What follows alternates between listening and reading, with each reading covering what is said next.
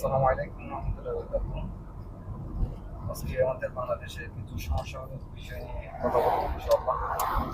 আমার এক প্রবাসী ভাইয়ের কাছ থেকে জানতে চাচ্ছি আমি যে আমাদের দেশের এক র্যাব কর্মকর্তা যে যে যে আত্মহত্যা করছে এই বিষয়ে একটু জানাবেন। আসসালামু আলাইকুম। কেমন আছেন আপনারা? আসলে মানুষের মানসিক লেভেল যখন চূড়ান্ত পর্যায়ে চলে যায়, যখন তার মানসিক চিন্তার জগৎকে প্রসারিত না করতে পারে এবং নিজের চিন্তা শক্তিকে যখন ক্ষীণ করে ফেলে, তখন মানুষ আর বাঁচার কোনো রাস্তা তার থাকে না।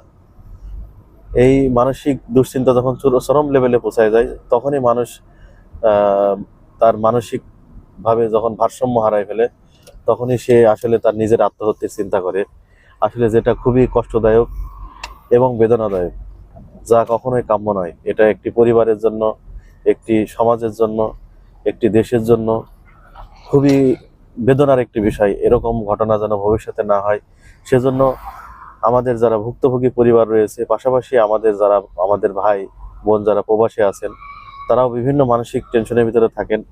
আমাদের দেশে যারা তাদের পরিবারে যারা প্রবাসী পরিবার যারা আছেন, তারা তাদেরকে বিভিন্নভাবে মানসিক টেনশন দিয়ে থাকেন, যেটা একজন পরিবারের জন্য সেম ঘটনা ঘটতে পারে বললে ভুল হবে। অলরেডি আমাদের আমি ওমানে থাকি, অনেক অনেক ভাই এরকম ভাবে আত্মহত্যা দিছে তাদের মানসিক চাপের কারণে।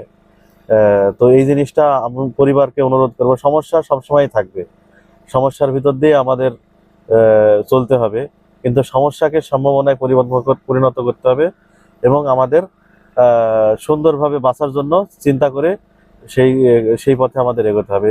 এটাই আমার অভিমত আসলে। আসসালামু আলাইকুম। আসসালামু আলাইকুম।